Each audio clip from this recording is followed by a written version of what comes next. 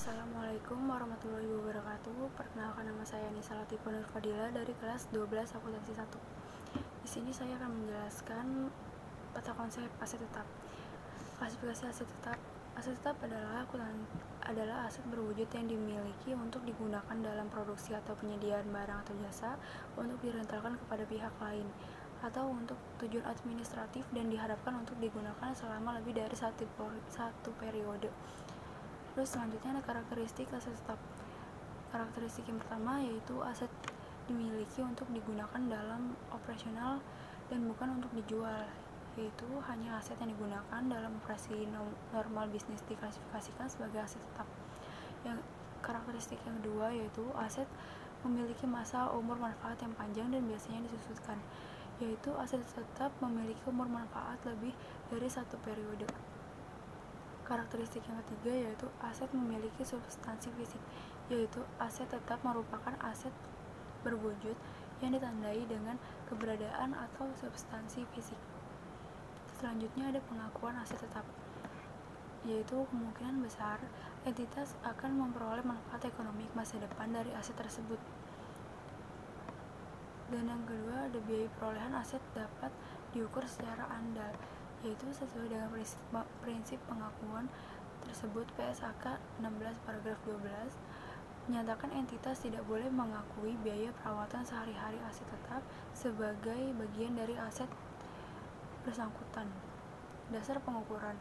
Menurut PSAK 16 paragraf 15, suatu aset tetap yang memenuhi kualifikasi untuk diakui sebagai aset pada awalnya harus diukur sebagai biaya perolehan. Selanjutnya ada modal biaya. Menurut PSAK 16 paragraf 30, model biaya suatu aset tetap dicatat sebesar biaya perolehan dikurangi akumulasi penyusutan dan akumulasi rugi penurunan nilai aset. Selanjutnya ada penurunan nilai atau impairment, yaitu dalam menentukan apakah suatu aset tetap mengalami penurunan nilai, entitas menerapkan PSAK 48 revisi 2009. Penurunan nilai aset.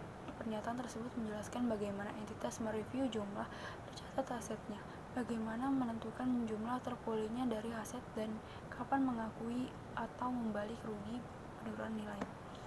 Selanjutnya ada penghentian aset. Jumlah tercatat aset tetap dihentikan pengakuan pada saat yang pertama pada saat dilepaskan, dan yang kedua pada saat tidak ada manfaat ekonomis masa depan yang diharapkan dari penggunaan atau pelepasannya. Dan di sini saya akan menjelaskan peta konsep aset lancar. Aset lancar adalah jenis aset yang diharapkan dapat segera digunakan dalam jangka waktu dekat, biasanya kurang dari 1 tahun. Komponen kunci dari aset lancar pada bisnis. Aset lancar bisnis dapat mencakup kas atau setara kas, investasi jangka pendek, piutang lancar, atau ekuitas pemegang saham. Di sini ada penjabarannya atau penjelasannya. Yang pertama ada kas dan setara kas. Kas dan setara kas perusahaan mewakili jumlah mata uang serta mata uang yang disimpan dalam rekening giro dan kas kecil. Yang kedua, investasi sementara atau jangka pendek. Investasi sementara dan jangka pendek adalah aset yang dapat dicairkan dalam jangka waktu 1 tahun sejak tanggal neraca perusahaan. Ketiga ada piutang lancar, merupakan aset dalam bentuk uang yang terutang kepada perusahaan untuk barang atau jasa yang dikirimkan sebelumnya. Yang keempat ada persediaan. Aset lancar berupa persediaan berwujud dapat mencakup bahan baku, suku cadang, produk dan produk jadi serta jasa. Selanjutnya ada sumber daya dan perlengkapan, yaitu aktiva lancar dalam bentuk sumber daya dan perlengkapan dasar dapat mencakup alat produksi, bahan untuk mengembangkan produk, dan perlengkapan berwujud apapun yang diperlukan untuk operasi bisnis. Selanjutnya ada biaya dibayar di muka. Biaya dibayar di muka merupakan pembayaran di muka perusahaan yang dilakukan untuk produk atau pelayanan yang dijadwalkan akan diterima di masa depan. Cara menghitung nilai aset lancar. Yang pertama ada jumlahkan semua kas dan setara kas. Yang kedua, gabungkan semua investasi jangka pendek. Yang ketiga, temukan total piutang lancar. Dan yang keempat, tambahkan semua perlengkapan persediaan dan biaya dibayar di muka. Terima kasih.